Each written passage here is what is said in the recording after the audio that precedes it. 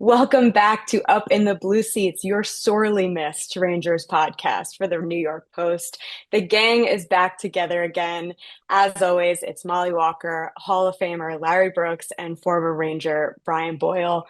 We are so excited to be back. We are so excited to be at the rink for 7 hours every day in training camp. And we are happy to have plenty of hockey to talk about. Guys, new season, new coaching staff, new faces, and a lot of confidence. It can't be worse than last season. Am I right? No, you're right. And I think actually with the new coaching staff, there has been a total break from last year. I don't think there's much talk about, well, what happened last year. Everyone knows that something broke last year, as Igor Shesterkin said, in his exit day interview. We all knew that it was a environment, and the main actors of that are gone, right? So this is a brand new start for me. I know every time there's a coaching change, it's a fresh sheet. But it seems to me that they're like last year has almost nothing to do with what's going to happen this year. That's the way I see it, because there were just so many different off ice factors that generated last season that are Mhm. are not here this year. That sounds like it makes a lot of sense, just knowing what I know about Mike Sullivan and how he sort of approaches every day. And, I don't know where you guys wanted to start, but I guess that's probably the big news anyways. I would say the biggest change. Players change every year. What happened this offseason, how that all went down. It was just in my mind, it's a no-brainer, right? And there's going to be tremendous amount of pressure on whoever the coach is going to be. Maybe a touch more with Sully. He's been there. He knows what's going on. He knows there's pressure on the guy that hired him in Chris Drury, and I think they have their guy though. And this guy, I'm telling you, Mike Sullivan, just being around him in Pittsburgh, where I thought things were going to go off the rails on, you'd lose two in a row, or we had some injuries. The way he approached meetings, his demeanor, and when we're hot and playing well, the way he approached individual players who might not have been holding up, like he was detailed and nothing got by him, but it wasn't overcoaching and it wasn't too much. He just has a real good understanding of how to sort of right the ship when it's off and how to make sure everyone's motivated and pulling in the right direction, even when things are going well. And he does it with individual players and the team collectively. And now it's just a matter of these players learning how to understand like five or six different Boston accents that are going to be in the room because they brought down everybody from God's country to help coach this team. Yeah, I feel like, I specifically asked Sullivan if, even despite the fact that he wasn't in that room last season, had nothing to do with last season, do you address it? Or do they want to pretend like last season never happened, burn it, forget about it? But Sullivan said it would be foolish of him not to address it, which I really appreciated him being candid about that because while while it really is apparent that the team is not allowing last season to have any power over this one, they want to learn from it as well. Vincent Trocek, I asked what he feels like the team attitude should be towards last season. And he said, your knee jerk reaction is kind of, you want to burn it, but you have to learn from it. So I think that it's in the rear view, but I think that we've talked about how embarrassed this team was by last season, that they're not going to forget it and they're going to learn from it, though. With Mike Sullivan, I mean, Larry, what have your impressions been of him to start training camp? Detail oriented, his approach to the game, and I think detail oriented in his approach to the players, where he made it his priority to try and get to know each of them as well as he could before camp started. Right. And I think so, this season started probably the day after Mike Sullivan was hired, right? When he started to reach out to the leaders on the team.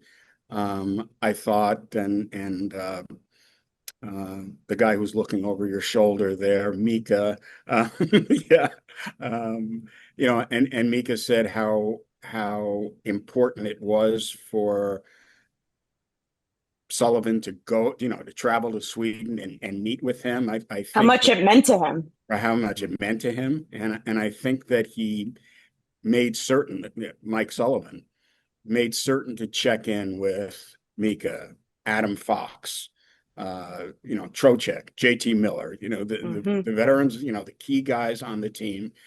And he wanted to start the conversation as early as possible. So I think that was a building block even before they got onto the ice the first day last Thursday. So that, it's been very impressive to me. We always talk though, the first Of couple of days, oh, course. this is so different than last year, and it's kind of like, there are only so many variations of training camp. Um, but I do think there's a different sense of sort of camaraderie between the players, the coaching staff, and maybe even the management. I think And there's a that's not, lot. yeah, that's not Sorry, far off Mark. from what you've seen from him, right, Brian? Yeah, and there's a lot that's going to go into Quinny and Sacco and Ty Hennis, these guys that look. Say whatever you want about this generation of athlete, and every former player will come on and say we had it way harder, just like everyone's grandpa's story is that story of. I mean, this has literally been going on since the Well, dawn of time. be careful about the grandpa stories. So. Listen, the fact of the matter is, Larry, it was different and harder in a lot of respects. And it was different and easier in a lot of respects for different generations. So you can't compare them. And I think what this coaching staff can understand is the athletes now are different. And before, whereas you'd just be like, suck it up and deal with it and figure out a way to get better. Sully understands, and he's coached for a long time. He's in early 2000s. He's the head coach of the Bruins and had some big personalities. You just have to manage each individual and try to get the most out of them. That's your job, whether you like it or not. That's a huge part of that job description. Rather, over the forecheck, over the what's going on, you can delegate certain things to those assistants, like I said, and then those assistants have to sort of be uh, not buddy buddy, but maybe psychiatrist sometime, or just like let me know what you're thinking, and he can go back to the coach. There's a lot more to between the ears and the attention to that with this generation of athlete, really. And every athlete's had an ego. I don't think you get there without it. But and people are probably going to be mad at this comment that I'm saying, and whether they think it's right or wrong, it just is. So don't yell at me. I didn't, you want to feel appreciated in some respect. You want to feel understood, I guess is the best way to put it, in some respect from your coach's staff. Well, understanding that there's 23 of you, so you don't get the coach's ear every day. But if you're understood and then the coach, you have that respect, you're going to do a lot of things for your coach that you could easily quit on if you feel like you're just getting overlooked or being disrespected. And I think Sully's already started the right way with that. It's not easy to just hop on a plane and go to Sweden. Right. And he did that because he knows how important Mika is, Fox, and Lafreniere. I think those three guys, they bounce back. You're looking at a much different season. A real good manager of egos is how Sullivan was described to me. And I think another part of one of his availabilities that really stood out to me in that same response to the question that I asked about last season, and is he said, I can assure you we are going to be a forward thinking group. This team will not be living in the past anymore. And I think that is a mantra that the Rangers for sure needed this season. But let's pivot to some other news for the Rangers. They decided to name JT Miller the 29th captain in franchise history, just a couple of days ahead of training camp, actually. I think for me, player aside, doing it when they did was the most important thing. I think certain players came into that locker room last season and didn't know where they stood with management, and that got things off to a pretty bad start. by naming JT captain before they even get on the ice for real, everyone knows their roles, everyone knows where they stand and what their job is. And I think that that was a really good way for the Rangers to start. I mean, Brian, what makes you think that JT is the right man to wear the C for this team? Oh, I kind of adore JT and how he just is. This is who he is as a person, as a player. He's a tremendous hockey player with certainly a high competitive nature in him, and you could just get in an argument with him and realize that realize that. The humility has certainly grown with JT. I was with him the Monday prior to, I think they announced him last week on Tuesday. Mm, Um, and I was with him at the alumni event at Westchester, and not a word about it. He probably do. He probably had an inkling, and he's the same old JT. And I got to spend a little bit of time with him. They all look fit. They're all in shape. They're all ready to rock. And when the puck drops, he'll find a way to, if he's not going, he'll bark at a ref or an opponent to get himself into the fight. And he does. He brings people into the fight. And I think that's used a lot more now than it used to be. But people are going to follow him because he produces, because he does things on the ice with that high level of skill that, I had to do just to stay in the league, the grinding and the yapping and the just being a part of the game in some aspect. Well, he does that and produces at a high level. And ultimately, he just wants to win. And I think the attitude that he brings is what they didn't have last year when it started going south. That attitude can get you out of a lot of slumps. I think there's a certain group of team, and I think of a lot of the Penguins really, who just didn't say a word between whistles really, and just kind of were all business and they won. And that's their personality. This personality will be a little bit more abrasive, I think. They were missing that last year. I think that is and you take Trouba out as well, and for whatever, his faults were, he was a physical, emotional leader in that yeah. room. They knew he was going to be the captain when they had to name a new one.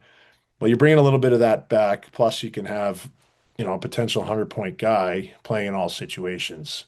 That's an easy guy to follow. They traded for him essentially knowing that they right that like his identity is the identity management wants the Rangers to have.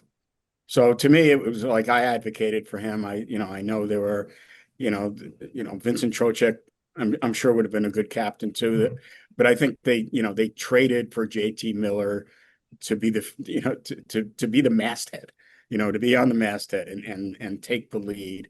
What I thought was really interesting too is when Drury talked about appointing JT as captain.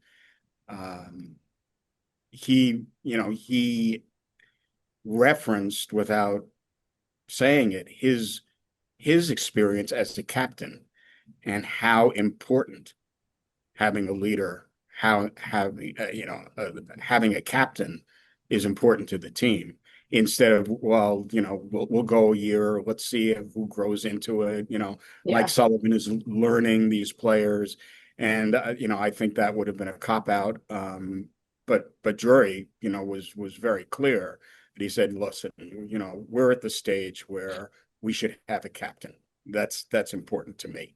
So I thought that was very interesting And we didn't have one in our run, right? That 2014 run, but we traded Cali because and they we traded Cali. and Yeah. we got a Hall of Famer back. But just thinking and talking about, I've seen some of my old teammates in the last few weeks. Anyways, we got together. We're just talking about how like that room was so much different because it was the Callahans, the Girardis, the Stalls, these guys that came up all together through Hartford. I was in a trade later, but it didn't matter who you were. Like we knew we needed Hank to be at his best, and we kind of gave Hank a hard time in the locker room sometimes. Sometimes, not all the time, but just to make him part of it because he was so here, and we were, Right. working our, butts off just to try to Right. get through things. And we lost. Obviously, we lost Kelly. That was a hard day. We brought in a Hall of Famer, but even like Richie, you had experience with I guess. Torts, who's probably our de facto. guy, I've got but to we all interrupt. ripped on each other. I've got You to know, interrupt here. So Allie's traded, and like a week or two later, or whatever, I asked Richie, "Do you think you should have a captain here? Do you think you should appoint a captain now?" Richie said, "No, no, not no. What's the need for that?" He said, "Like, it's not like everybody was listening to Callie anyway." Oh, okay. that All was right. the And point. Like we all we went gave to each like other so much crap. We the team went to Winnipeg, and there was like a slew of reporters waiting for Brad Richards, for him to explain what he said. if we I mean we did defer to him a lot. He'd won the cup, he had been with Torts, but it was just like nobody had we had egos, but if like even if Torch said or if AV said something like complimented you in a video, the next week you're getting ripped to shreds by your teammates in that room because like you're the new coach's toy Right. because you did so great in that. It was almost like you didn't want to be on video, good or bad. And that's how that whole team operates. So it's different. This is important, especially coming after last year. They lost an identity, now they need one, and I agree. I like going down memory lane too. Yeah. That's a funny quote. No one can blame me, Brian. But I really liked a lot of what JT had to say in his first scrum since getting named captain. I mean, he talked about how Chris Jury and Mike Sullivan really want him to be himself. And kind of going off that, he just sounds so self-aware of the player that he's become in his career. He knows his flaws. Acknowledged how he wears his heart on his sleeve, and then he's an emotional player, and that sometimes that can be a bit much, which was obviously the story coming out of Vancouver.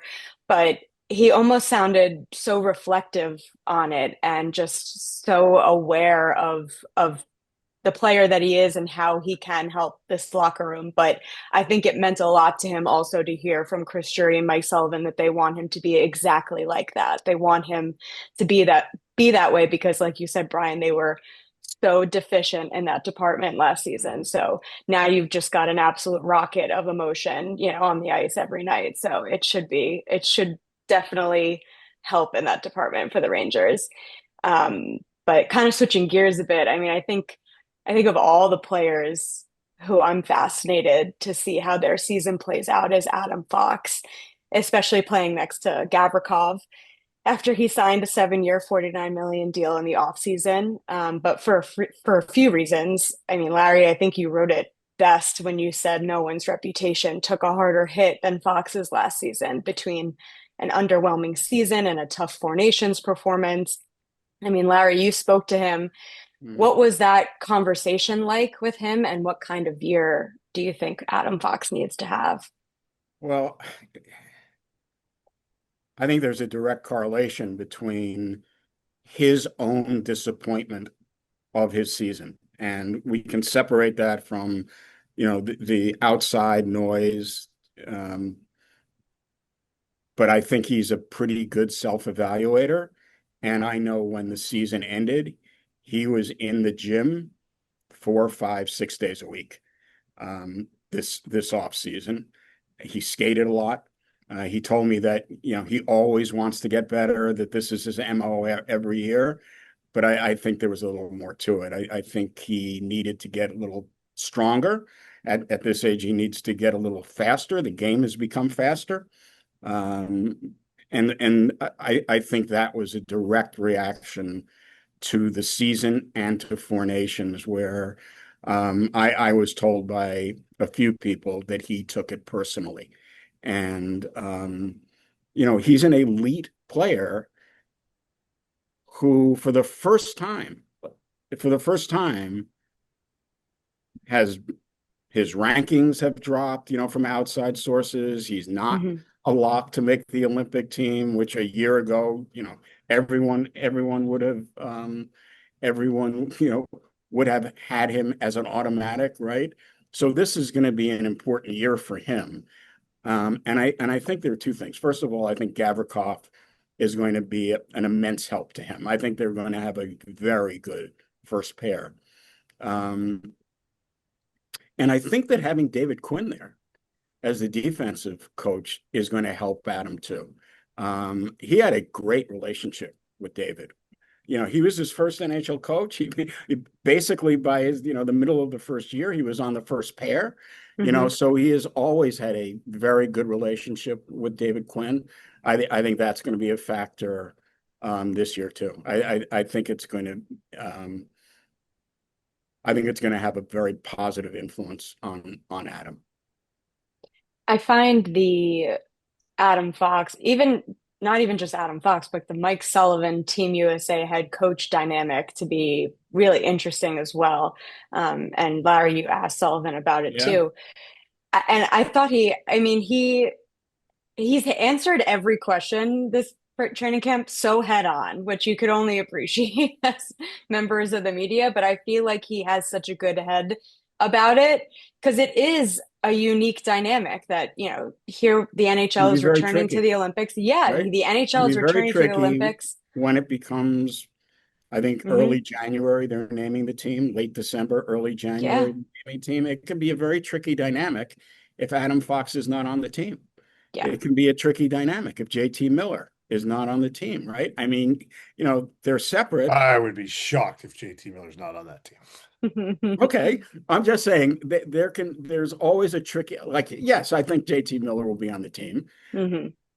but I don't think he's an automatic going into the season, right? But there can be a sensitive dynamic there. Yeah. Yeah, And you're certainly going to, like, Mike Sullivan's going to have great influence on who makes the roster, right? And he's he watches Adam Fox every day. yep, So, his recommendation, is I think going to carry with management. So again, I think Adam's mature, he's a vet. He understands the position he's in. Everyone understands the position Mike Sullivan is in, but become tricky. The way you can eliminate all the confusion is by Adam Fox having a great year, right? and then he's there. Yeah. To your point, And that's Larry, and that's what Adam said too, and that's kind yeah. of what Mike Sullivan said too, and Adam also said that when he met with Sullivan, Sullivan told him that his system is going to allow him to be at his best. That Yes. playing fast, attacking, it's going to allow Adam to be at his best. So I think from what I gleaned from the conversation with Adam is that their relationship has been very good, and there's very good communication between them. Well, yeah, and Mike Sullivan wants Adam Fox to succeed and be great. And so Adam Fox should go into training camp prepared, like all the reports have said, in the best shape you can possibly be in, because that's all you can really control in the summer. You can watch some film if you want. Right. You work on things and you get as prepared as you can. That's how you prevent injury and build the engine. That's what off-season training's for. He needs to be in a comfortable headspace, like you said, Larry, because he is such a cerebral guy. He's never going to be Miro Heiskanen. He's never going to be Cale Makar. He's not. That's not how he's built, and that's not what makes him. Those aren't his superpowers. He's got a computer brain, and it's really hard to teach things that you really can't teach. And if he's comfortable in seeing things the way he's supposed to be seeing them, with a consistent, left defenseman as his pair, like that, those are all the ingredients for the recipe that we saw the first couple of years of Adam Fox. Right. And you This is a also and, Norris Trophy yeah, winner. right. He's not in the top 50 of the rankings anymore from the network I work on. He's not in the 50. I So know. it's like, that's a pretty, and it's not like he's 35. No, So I know. No, understanding those things, but yeah. use them as motivation, the same as what the Olympic potential bid could be. You want to go play for a top two or three team that has a very good chance of winning a medal and potentially gold. Well, there's a lot of guys that want to be on that team. There's a lot of good players. yeah. You want to coach that team? Well, there's going to be some hard decisions. And I think if you have that perspective that it's a challenge and you get excited about it, the Rangers are going to take care of themselves. They're all going to play well. They're going to put them in positions to play well. The trust factor should be there. If it doesn't work out, hopefully everyone's mature enough and we don't have a Tampa Bay Lightning situation in 2014. Right. I And I remember we talked about this last year, or at least I did, when Four Nations was coming up. I kind of equated it to the '98 Olympics in Nagano, where Richter and Leach went for Team USA, and this was the first year without Messier, so Brian wasn't having a good year. Ricky wasn't having a good year. And I remember wondering, well, will this be a new, will the Olympics give them a new start? And it kind of wasn't, like, they were okay, but they didn't star, and then the US was bad. And so, like, in the middle of last season, was Adam going to be able to elevate himself out of the muck of the Ranger season? And he didn't, right? But so I think that was kind of part of it. But I do know he is motivated, and I also think that too, not only Gavrikov will help Fox, um, but I imagine there'll be some substantial back pressure from the forwards this year, where the D are just not left out, Yeah. left hanging out to dry, trying to, defend against odd man rushes, and you can't stand up on the line because there are turnovers, and over the blue line. I think that when we talk about defense, the responsibilities of the forwards are as important as the six guys playing D, right? And that couldn't have been worse last year. That just could not have been worse. The structure, the system, whatever it was, the effort, the commitment, whatever it was. So I think, from that foundation, Adam Fox is already improved from last year, right? 100%. Yeah, Trocheck said that it's going to be very, very different in the defensive zone this season. Yeah. But Brian, I'm curious what you think Gavrikov could do for Adam Fox too. So, and not, no, I think the world of Ryan Lindgren and what he has put together for himself in terms of a career, really a body of Yeah, work, his fearlessness and really just Warrior. yeah, that you can't not respect that guy, but he's limited. And if he's paired with a 6'5" right shot bruiser, or even like a Luke Shen on the other, like who knows, and they could shut down 18 minutes, whatever. I think Gavrikov just knows how to play big boy hockey too. He's played out in the West and done fine there. He's not fun to play against by any means. He's in the way. He does all the things you need to do. It's just when like in terms of building chemistry with a line or a D partner or whatever. And we did it a lot with just, me and Brandon Press was an example. We played a lot together, and Torch liked having pairs, and he'd mix up the lines, but he'd only move one guy. Two guys would normally stay together for a while, Mm. and that guy could kind of implement work in because two guys can read off one and adjust rather than everybody's just kind of a tire fire. I think this guy, with all of Adam Fox's strengths and his hockey IQ and the things we just mentioned, what he might lack in terms of just physical ability, things he can't even control, I think they complement each other well. Gavrikov is longer, he's bigger, and he can end plays. And that's if he can end plays and then get it up to fours, then Fox can come and be that fourth guy in. That's the NHL now. It's four-man Mm. rushes. If you have a three-man rush, you're not scoring any goals. All right. Well, pivoting to maybe some roster compilation for the opening night. Are we making lines? No, Oh, come no on. lines yet. Let's talk about some bubble No lines. players. No Please, lines. no lines. Oh my God. I can't even bring myself to tweet out the lines in training camp because I'm like, they don't really mean anything, No. especially in the first couple days. But we know you guys love to hear about that, so I try to do it anyway. But I think some of the standout guys for me, or just not necessarily that they're standing out in training camp, but that they're, in the conversation for making the roster at a training camp. But Brett Berard, Brennan Othman, Connor Sheary, Scott Moreau. I think everybody knows who I want to talk about. UMass alum Connor Sheary. But in reality, I had a really interesting conversation with him a couple days ago just about his AHL assignment last season with the Lightning and just how much his perspective really changed after experiencing that. I mean, here's a two-time Stanley Cup champion who's been in the league for years, hasn't, been in the AHL at all, and suddenly he's getting sent down after signing this deal with the Lightning.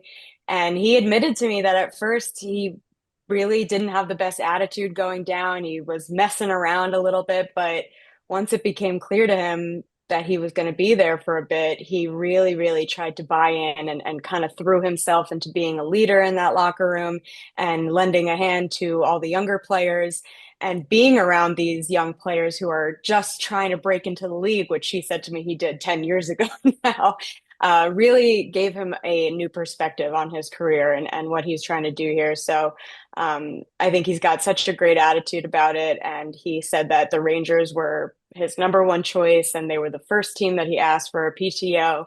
And he scored a goal in the first game against the Devils. So he looked really good. He looked like an NHLer amongst AHLers, which I think was a big thing for him to prove to not only to the Rangers but to himself.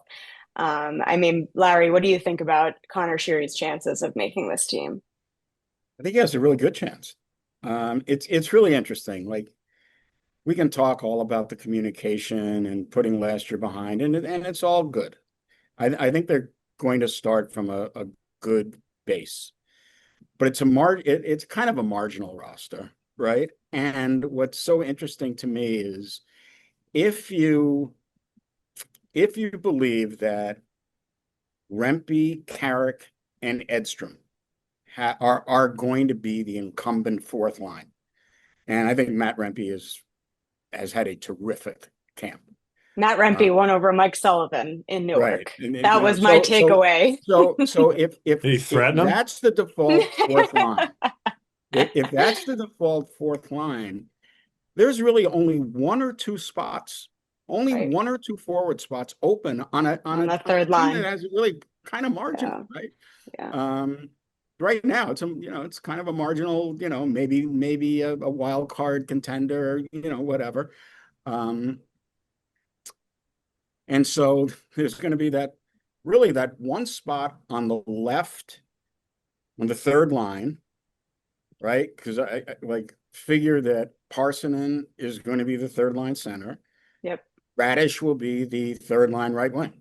And Hmm. so there's that one spot, and then there's that 13th forward spot, Yep. right? And so it's Connor Sheary, it's Brennan Othman, it's Brett Berard, it's Gabe Perreault, pretty much, Hmm. and it's Johnny Brodzinski.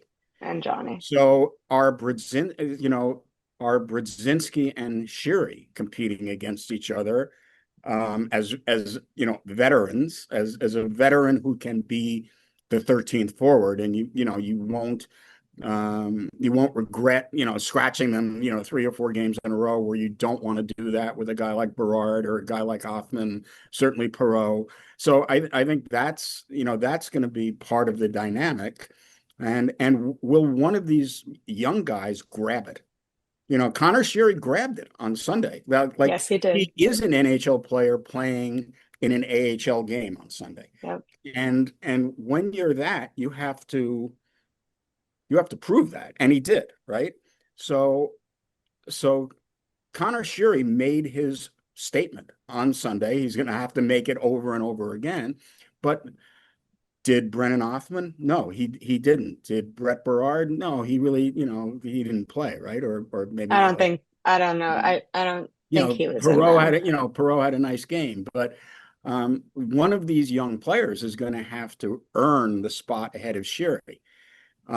They all, other than Brzezinski, they all still are waiver exempt. So Hmm. so it's not going to be, oh, if we put, if we want to send Othman to Hartford, he'll be claimed. That's not going to be an issue. But do they want Sherry and Brzezinski? These are the next 2 weeks of training camp that will decide that. The other thing too is guys are on PTOs are so motivated. They know how to earn a spot in training camp. They do. Sometimes it works out well, like Ruslan Fedotenko came to the Rangers on a PTO. He was terrific for a couple of years. But I've also seen guys earn spots on PTOs, and within like 3 weeks, they're done. They just, they put everything into making the team. They knew how to make the team. They were going 100% when every other veteran is going 60 or trying to work Hmm. on things, and kids aren't really, in their class yet. So you have to be careful, I think, too, evaluating training camp performances. But listen, we've talked a lot about Connor Sheary, and he has the trust of his head coach, right? Yes. So you have to factor that into the equation too. And not all, excuse me, not all PTOs are created equal. There are guys who are just get me to camp and all right, I'll do you a favor. You can come to camp and we'll get you a game. Right. Maybe you bring that intensity level up for those veteran guys and spook them. Or it's like, you have a spot unless you're a complete train wreck. We need to make a roster move. We can't have another NHL contract. There's so many things that go into play here, but you're right, Larry. Until you have that ink dried on that contract, you don't have a job. So you need to go out and earn one. And I've been there. I did that with Pittsburgh. And all the talk leading up to it, it ended up being true, but whether it was just to put my mind at ease so I could just try and focus on playing, um, I was assuming, but I didn't know. And it's like, not that I wasn't going to give everything I had. The last few training camps, I realized that, the end of the tunnel was rapidly approaching. So put what you have into this. There are different cases on different things. And yes, it's in a case like Sheary, he's got some offensive upside. Did he learn a lesson last year? He played 4 or 5 games. He got sent down. I remember John Cooper saying, this isn't the last we'll see from Sheary. And then it was pretty much the last they saw from Sheary It because was. as his interview with you said, like he didn't, obviously he was probably just waiting for that call. When it doesn't come, it can be humbling. There's still some there. And I think the roster as constructed is, I don't know if you want to call it top heavy. And that's not necessarily a terrible thing if you see Mika and Artemi and Lafreniere play like he did all year, like he started the year. Mhm. These guys, if they carry the weight like that, what kind of players do you need for your bottom six? Because there's two Hmm. power plays. One plays 75% of the power play time. One plays a I'd little. say 90. It's essentially one power play. So there's your offensive guys. You need guys that can score 5-on-5. You got the Will Coolies of the world. Maybe Connor Sheary's that guy. And then you have younger guys you need to implement that might need some puck touches on a power play. And it's like, this is going to be a tough spot for a Gabe Perreault to break through. Now, he has high hockey IQ. Can he get adapted to the pace? He got a little taste last year. Who knows? But a guy like Sheary he's going to come in on the minimum. It's not a huge commitment, and you can wait. You don't even have to Right, sign him before the opening day roster. So right. it's a fun story. He's just going to have to keep proving it over and over and over, like Larry said. Yeah. Yeah. What do you guys say to those who feel like if Connor Sheary signs a contract and makes this team out of training camp, that it's taking away a spot from a younger player? He earned it. So, and this is what every coach says. You guys are going to decide the roster. You guys are going to decide which direction we go. You guys are going to decide where you play. They always say that, and it's partially true, but in this case, I think it's true. If he goes out and without a doubt earns it, the people at home that aren't at every single practice or at every single game or understand what the actual team needs, they just want to see the young shiny toy come up and play. They're always going to say that, but they're always pretty much wrong. Right. Always pretty much wrong. Sometimes they're right, but most of the time they're wrong. No, and again, it is up to Othman. It is up to Berard. It is up to Perot, and in a slightly different sense. I think that people kind of think Perot is going to start in Hartford. That there's really no reason to rush him. But I think, Othman and Berard are different. They've been in Definitely. the league, Yep. right? So it's up to them to beat out Connor Sheary. Yep. You're like, again, like I said, like Connor Sheary is playing for his career. There's no doubt about that. But so's Brennan Othman, right? So Mhm. is Brett Berard. So, if they if they earn a spot, they'll get a spot. Right. You can't give a player a spot, and it's interesting to me that Brennan Hoffman, who did not have a good game on Sunday against the Devils, actually, I talked to him this morning. He's playing against the Bruins on Tuesday tonight at the Garden. And I said, well, what did you think of your game on Yeah. Sunday? I actually said, I thought you were going to get a call from the league. He said, oh, it was close. I Oh, thought he was going to get a geez. suspension. Really, I did. I thought he was going to get suspended for So a you're not head. hitting anymore. But You're anyway, not hitting anymore.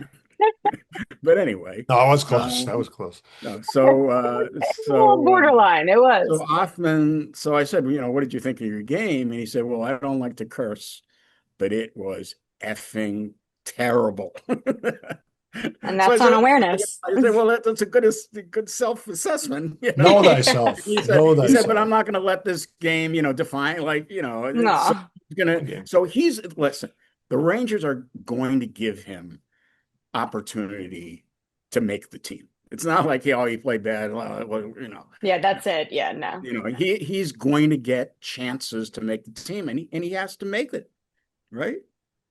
Yeah. Well, I It's a for hard, one think it's a hard league.